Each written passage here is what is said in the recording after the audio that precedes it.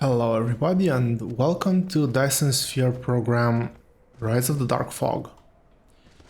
Today I'm gonna be doing something a bit different than my usual Let's Play series episodes, and I actually want to do a how-to video on something that I've struggled with in my series and I couldn't find any reliable information, so I did a bit of digging, I did a bit of researching, found out some quite interesting information, and I just wanted to share that with everybody.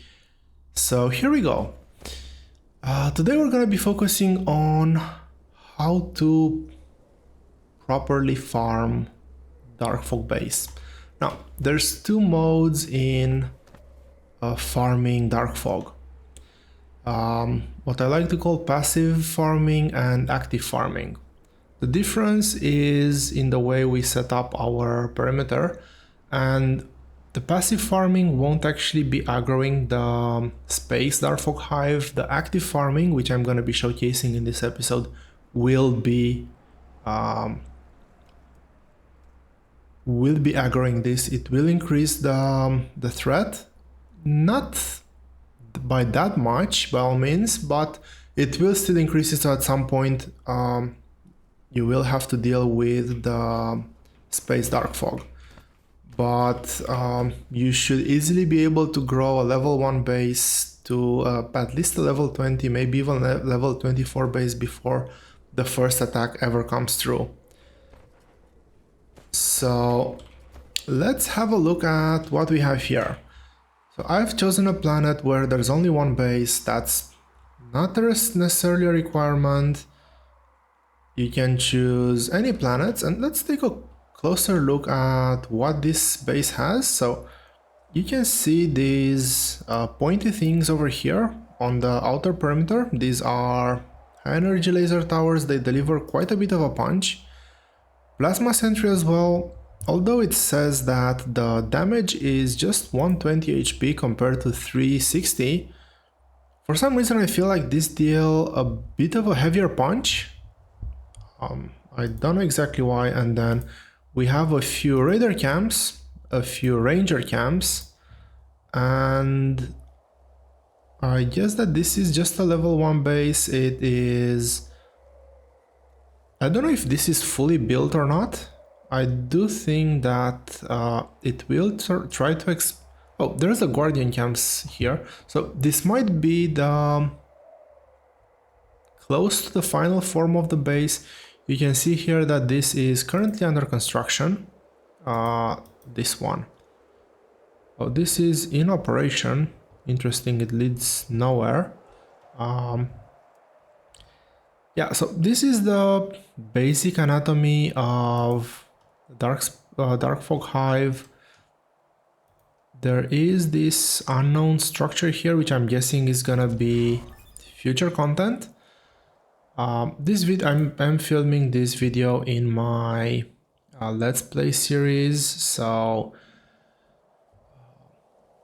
yeah, that's why we have all these alerts all over the place. This is actually a farm that I currently have set on one of the planets, but I wanted to set a farm from the get-go. Now, generally I want to set this up on I want to set my base on the equator and then just move up towards the farm. And the way I do this is I first try to see where one of the battlefield analysis, the signal towers. For some reason I keep calling them analysis towers, which is the battlefield analysis base. I guess that's why. And then this line is basically touching the existing base, and I will go back 1, 2, 3 squares. So roughly around here I will want to have this one placed, and I do want to have a bit of extra buffer over here. So getting an ALS down somewhere around here I think is the way to go.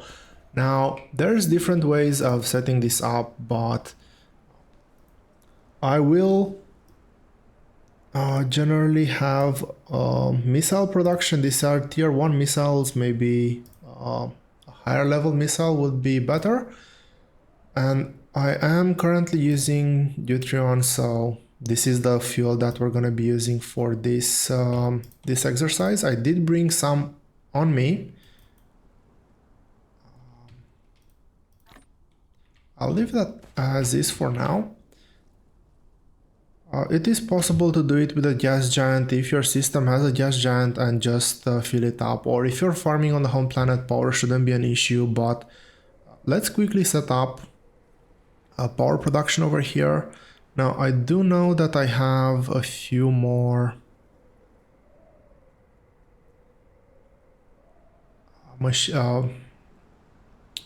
these ones, mini fusion power plants in my inventory, and I do have.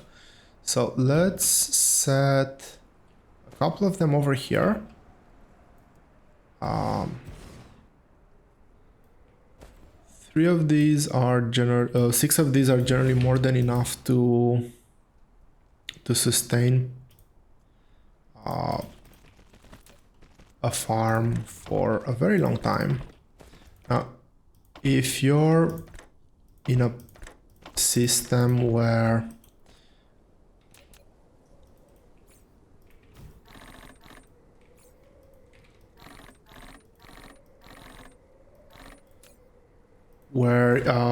you have more alien bases, you could even kill all the alien bases, kill all the dark folk bases, and then just okay, I am very low on space warpers. I will give some of the space warpers over here so that we can get some missiles inbound.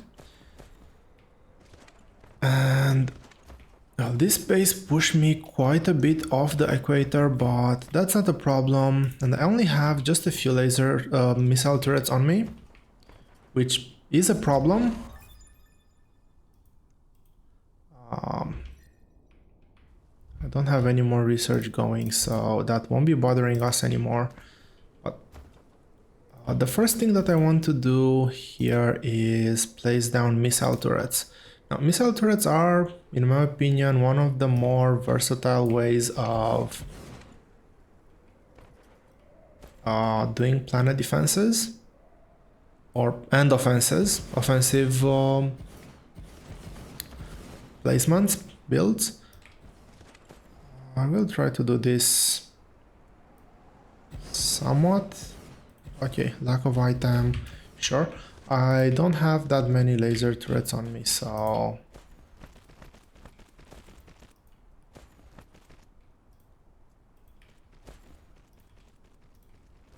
I'll just do this like this. You don't need a lot of laser turrets for this. At the same time, it's so let's see, one of these is covering 6 of them. Okay, I can do it like that. It's not the cleanest build to set up, not the cleanest way to set up missile turrets, but it will work. It will work for what we're trying to do here. And until we get something back from our home planet, let's actually put a few over here. And generally speaking, I do want to put a few signal towers at the edges here. So this is basically kind of setting a foothold on a planet. You can do it in a neater way, but this will be just as good. Now I am pretty low on power poles as well, so let's see how we can get this done. I am just creating a blueprint here.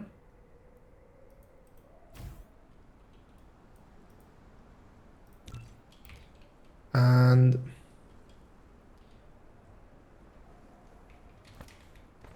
generally speaking, I want to get these ones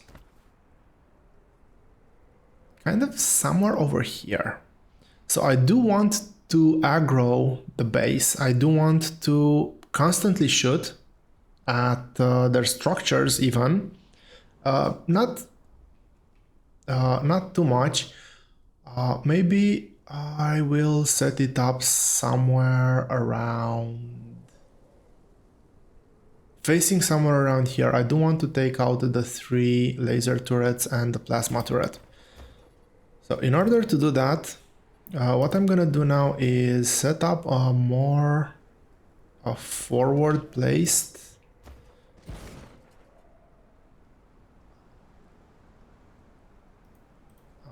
signal tower. This will aggro everything, and well, at the same time it will keep them busy. And what I can okay, I need to also set up a couple of babs until we get everybody under control. As I was saying, I want my laser turrets to be maybe somewhere around here. So I'll use that as a reference point. I no longer need that. This will not work. This will, however, work. No, you don't? Over here? Over here? Yes. And basically, I see why. There's a hill here, and I was getting a bit confused by the terrain placement. Let's copy this whole thing. I will duplicate this, I think, over here. It is facing the base, and now what I like to do is basically get in a line of babs.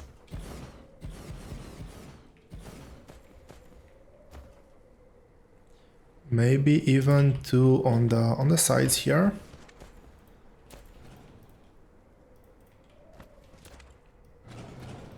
These ones can go. That is no longer required. I want to make sure that I have enough room to run a belt over this way, and then drag this belt, maybe something like that down there, and then have another line of laser defenses. Let's see if I can get them aligned.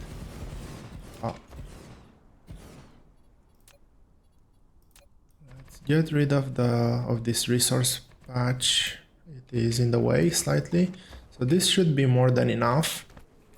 And this is one of the very many ways of actually setting up this this part, the farming, the part that is gonna farm.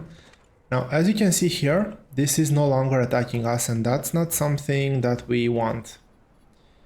And this is the part where basically I couldn't find actually any information on.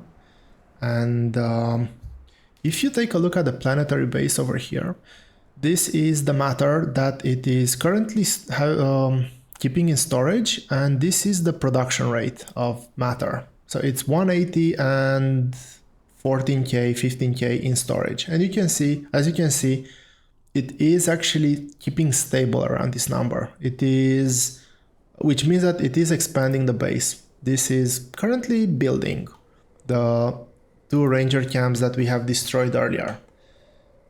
And that is great, but that is not what we want. The base is now in, well, what I was calling earlier passive mode. This means that once we engage it, if I was to link up this to a power node and maybe move things like this and get them engaged, this will no longer be using power to, well, it has a few supplies, so it will still build, but when it is engaged, like it is now, this will no longer be using all the power to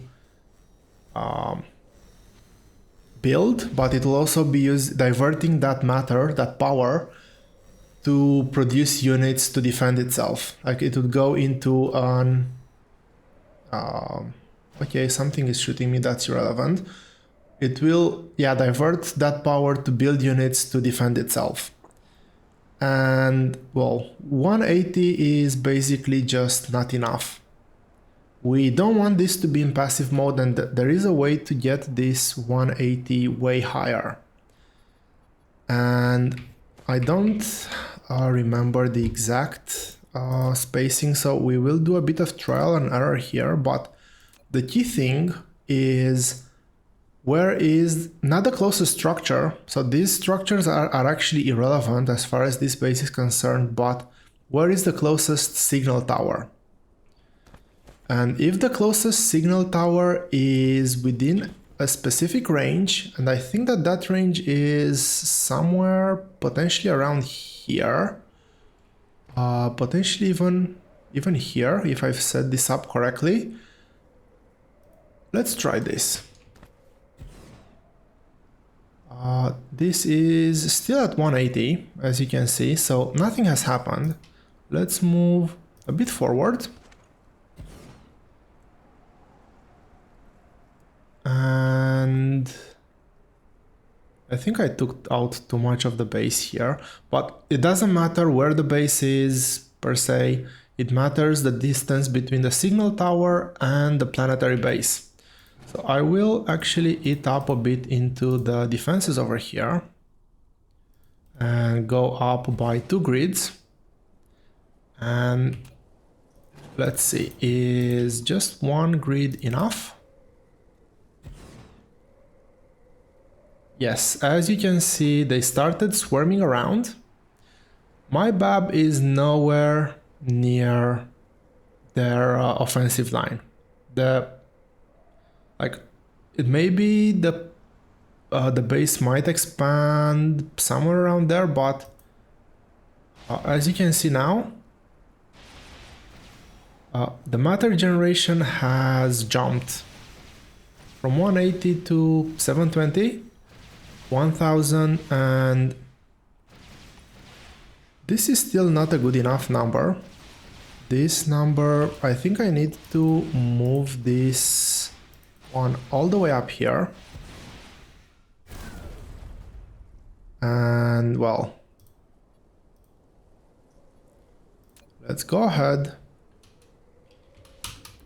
and get out of the line of fire.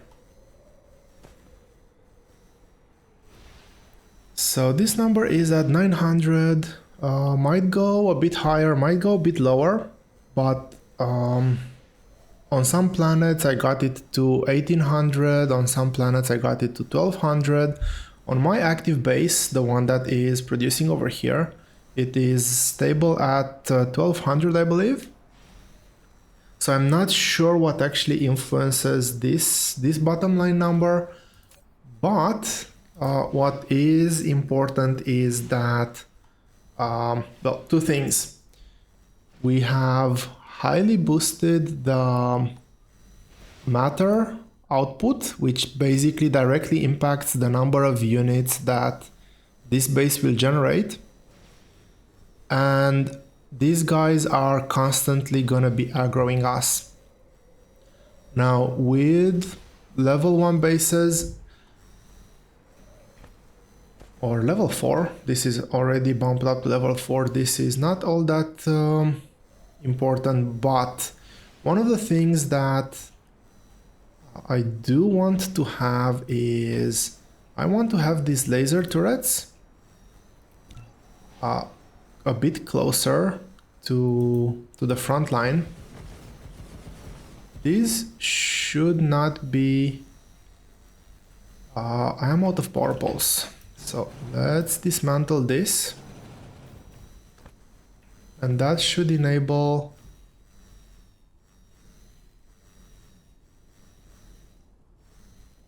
all the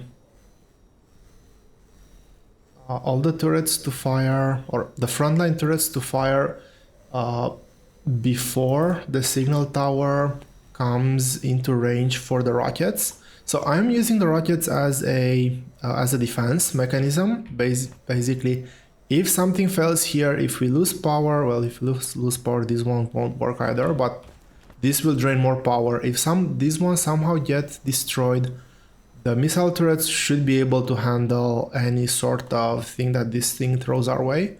But I do not want the missile turrets to actively participate in the farm because we're just throwing ammo away. Laser turrets, they just consume energy. We should be able to produce enough electricity for that, enough energy for that. So I do want the laser turret range to be a bit ahead of the signal tower. And just to highlight what type of difference placing this signal tower in the correct spot, because if you move this much closer to the planetary base, then you don't you're going to destroy too many buildings. You're not going to get as many units as you probably can. If you move this even one tile further away, the generation stays at 180, 120, whatever it was, and that is basically just a very low number. Now, this number might actually increase with the planetary base level or in some chunks. And I will go into the statistics panel over here into combat mode. I don't want this planet, I want on my home planet. So if you look at the Sirius system, on a 100 hour, I really wish I could have something between 10 hours and 100 hours. But as you can see, this is where I've set up my base farm. And I accidentally managed to do this setup. It was not something planned and I was quite happy with it. The dark fog were coming in, they were constantly attacking. I was very quickly ramping up the base level, and then the base started expanding because this was already quite expanded. The base that I started with was basically just the planetary base and one or two buildings around it, and I wanted to pull my laser turrets just a bit backward. But when I did that, I accidentally removed the signal tower as well, and that's where this drop happened. And I kind of realized that, hey, that drop happened, so we were killing maybe 20% of the raiders, maybe 10%, 5% rangers, and no guardians.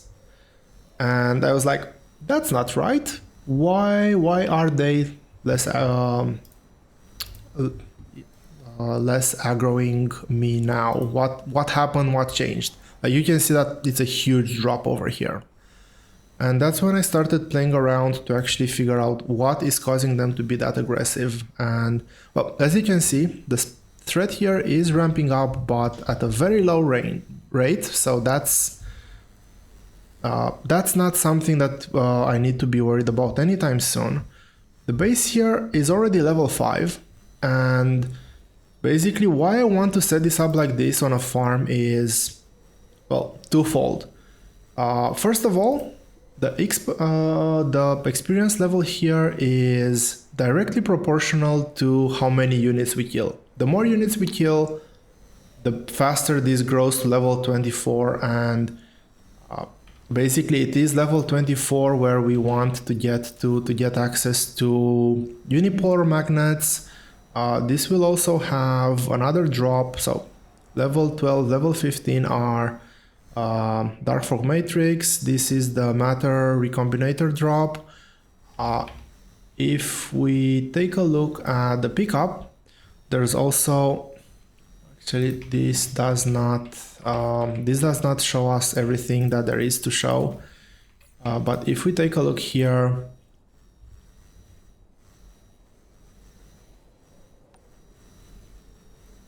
not at the item filter, but set this and go to the icons. This will actually show us all the things that we can pick from the dark fog. So we have silicon-based neurons, we have Negentropy Singularity. I guess that's how you pronounce it, I hope. And there's also the core elements. These are all drops from farming out level 24 bases. I think that this is the level 24. And these ones are just right before. So 24, 21, and 18. 18, 21, and 24 are the items that we're missing. These will unlock the end game buildings that are buildable only by farming these items. Also, having graviton lenses just drop, having space warpers, quantum chips, strange matter drop. These are all very expensive recipes. Plane filters which require cashmere crystals, deuteron fuel rods, like everything here is extremely expensive, and just farming out these drops, like even ignoring everything above, it is going to be extremely lucrative even for the end game. I need to remove this one now. And this is the fastest way to level up the base to that level, and also not only just leveling up the base, but the drops are generated by the units that you kill. So the more units you kill, the more drop you're gonna have. Now, you will have to deal with the dark fog every once in a while, but if you go to a lonely system where you just set up a farm, you can just set up, where are they? These guys, you can set up some plasma turrets, and setting up 20 or 30 of these with level 1, level 2, or maybe even level 3 ammo. Does this one have level 3 ammo? I think this one has just the level 2 and a level 1 and level 2 ammo. These ones, antimatter capsules. Yeah. So either of them, it will kind of demolish anything that the dark fog hive will throw at you. And obviously, when you do a farm, this is basically in any tutorial that you have out there, you will be able to do a very quick setup. So the reason why we have this belt over here is that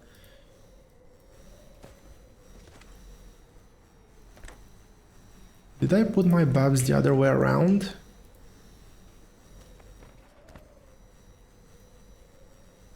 Yes, I did put them the other way around. Anyway, very careful when placing your babs to place them the correct way. We can, however, do this. This will output everything that's inside of the babs. So you do this for all of your babs, and then you place out splitters. This will follow a grid pattern. So I will remove everything after for now. And well, depending on the game stage that you're in, this particular setup requires quite an advanced game stage because you are using laser turrets and whatnot. You could probably simplify things quite a bit by just using missile turrets for the beginning. I think you still get a net yield in terms of resource outcome. And basically, you can use the fact that did I misalign that? No, I didn't. You can set a filter here, so basically we can take a look here for level 1. Let's say that we want to enable iron collection and copper collection. These guys should be popping out iron and copper fairly soon. And I can set a filter here. I want just iron in here. I generally tend to also set a filter over here to say, okay, this is gonna be only iron, and then we can set up these guys, or we can just output this onto another belt and use them somewhere else. I don't want logistic system, maybe get a few drones in there. We can also, if we want to go really fancy, we can set up one of these guys here and say that monitor for iron when cargoes per second is not 0, and I I want fail and cargo pass output a warning. So basically, when the belt is full of cargo, give me a warning signal. Can I build these? I can build 7 of these. I am very far away from the home base, and we can easily test this as well. Now we can just go ahead, copy this,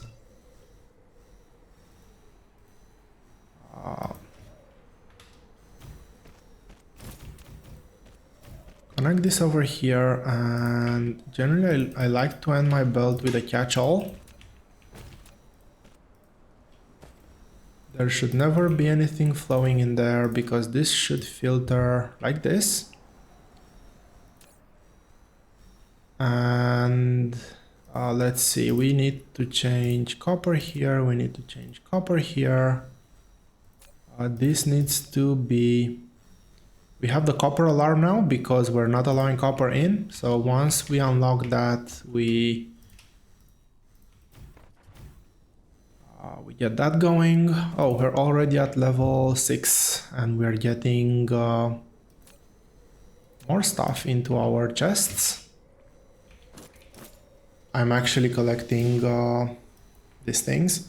So basically these chests should always be empty, but I do want to have an overflow buffer just in case something goes wrong. I forget to, or I enable a resource and I'm not on the planet to actually upgrade this boss or whatnot.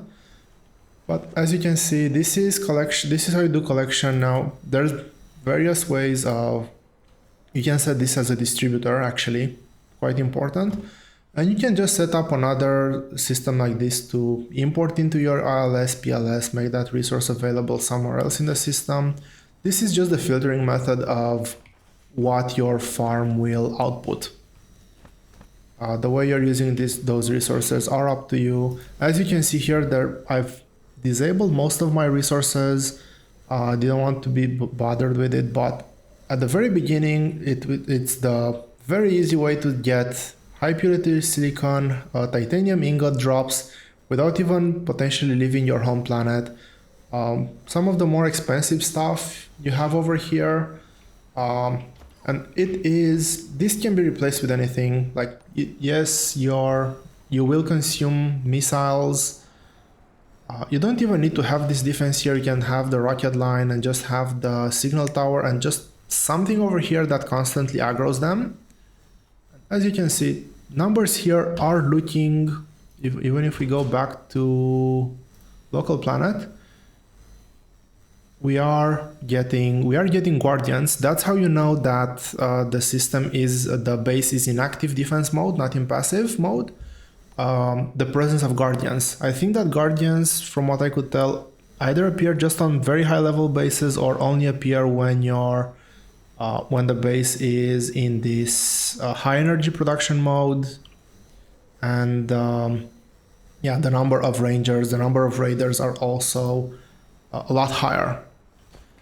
And well, I obviously didn't set up belts for these other babs, but yeah, you would be connecting all of those babs to this belt. If you're if you're still very early game, well, you will need to maybe set up multiple belts, have belts feed in maybe both here and here on your first splitter so that you have more throughput. But yeah, you're gonna be able to pile up quite a few resources from just a single base. We've started this base on level 1 or maybe level 2, I don't remember. It's already at level 6. Compared to passive farming, and when I say passive farming, I don't mean get enough energy here to launch an attack. I mean actually put things in the proximity so that you aggro, but very crucially, you miss this signal tower here. So you could have turrets all the way here destroying half the base. It would still be in passive mode. It will not be generating this extra matter here, and you won't be getting all of those extra units that you can use to get more materials. level the base up faster, get even better materials. And that being said, I hope you found this tutorial informative. Let me know if I've missed anything or if I've said anything wrong. This is basically just done on pure deduction from the behavior that I've seen here. Maybe this can be optimized as well. I would be curious to find out how. And that being said, thank you all very much for watching, and I'll see you here next time.